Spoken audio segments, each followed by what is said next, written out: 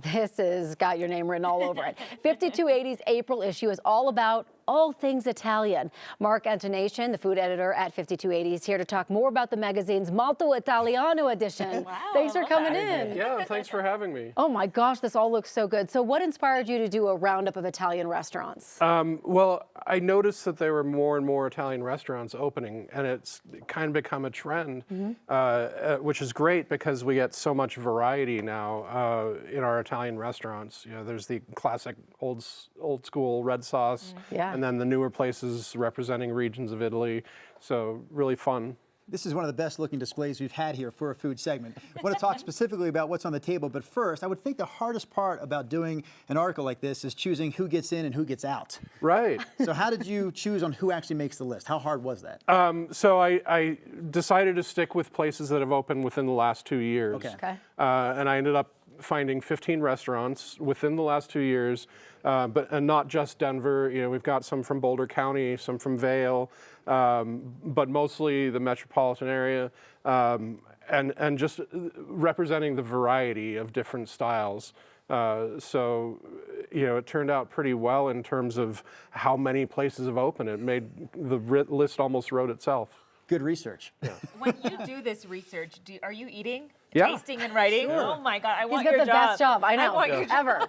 ever. What were some of the best dishes then? In that research, what were some of the best dishes and where did you find them? Oh, I know it's hard to pick out one or two, but that's what I'm going to ask you. Yeah, we've got some great ones here. In addition to these, Gusto in Sloan's Lake is really good. There's a little place in Aurora called Il Forno di Tutti that's really good. You know, plus some of the classics that we have here. Walk us through the classics. Yeah. So Restaurant Amelia is actually brand new, but they're owned by the same people that have Olivia in Washington Park.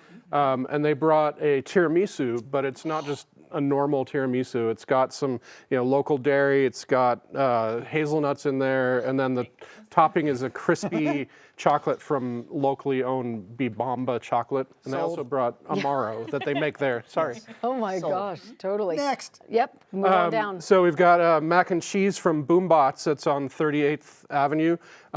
This has duck and green chili, and it's a white cheddar sauce. It's fun to say too, Boombots.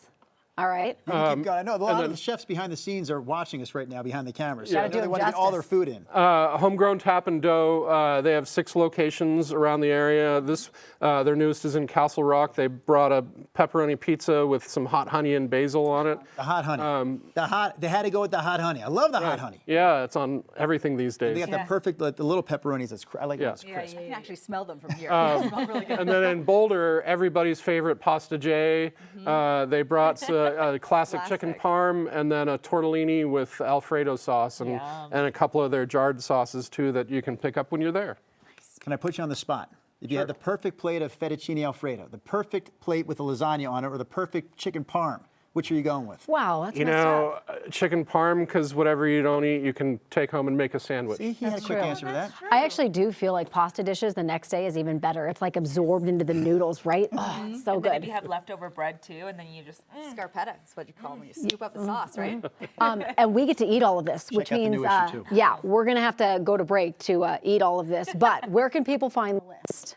On 5280.com or in our magazine. And the online version has a total of 30 restaurants because we wanted to include some old favorites too. Impressive. And now Mark, time to thank dig you. in. Yes, Molto Italiano. We'll be right back.